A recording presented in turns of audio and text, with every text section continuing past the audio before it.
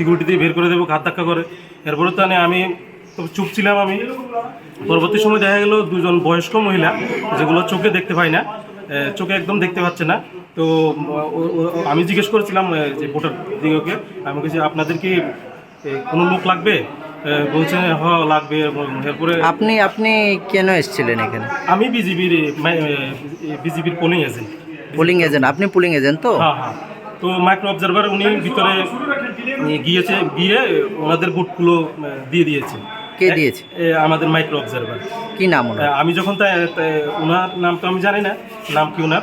যখন কমপ্লেন করছে, আমাদের প্রিসাইডিং অফিসার যথেষ্ট ভালো কোঅপারেটিভ করছে। মাইক্রো অবজারভার সম্বন্ধে যখন কমপ্লেন করি, উনি আমাকে বলছে ডিউটি সম্বন্ধে আমাকে বোঝাতে হবে না, আমি ডিউটি ভালোভাবে জানি, বেশি কথা বলে বের করে দেবো। এই কথাগুলো আমাকে বারবার বলছে আমাদেরকে। তখন আমি বেরোতে বাধ্য হলাম। আমার পরবর্তী যে পোলিং এজেন্ট আছে, আমি ওনাকে দায়িত্ব দিয়ে আমি চলে এসেছি। নবপ্রভু, অভিযোগ উঠেছে স্যার আপনি নিজে ভোট দিয়েছেন, এটা তা নিয়ে আপনার কি বক্তব্য? আপনি কি ইলেকশন কমিশন থেকে এসেছেন নাকি মিডিয়া পার্সন? মিডিয়া পার্সন থেকে সরি, এসেছেন। আমি মিডিয়া পার্সন ইন্টারভিউ দিতে পারবো আপনি দেবেন না? না, সরি। তাহলে আপনি কি ভোট দিতে পারবেন?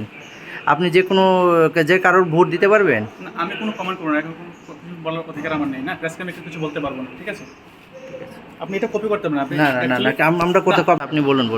সরি, আমি ইন্টারভিউ দিতে পারবো না এখন। না না, বাইরে গিয়ে আমি করতে পারবো, তাই তো? আপনি বলছেন যে আপনাকে কে বলেছে আমরা মিডিয়ারা আসতে পারবো না? আমাদের ইনস্ট্রাকশন আছে ওইখান থেকে যে কোনো মিডিয়াকে আমি ইন্টারভিউ দিতে পারবো না। পুলিশ না না, আপনি দিতে পারবেন না, কিন্তু আপনি কি কারোর ভোট দিতে পারবেন? No comment, sorry, thank you. না, ভোট দিতে পারবেন?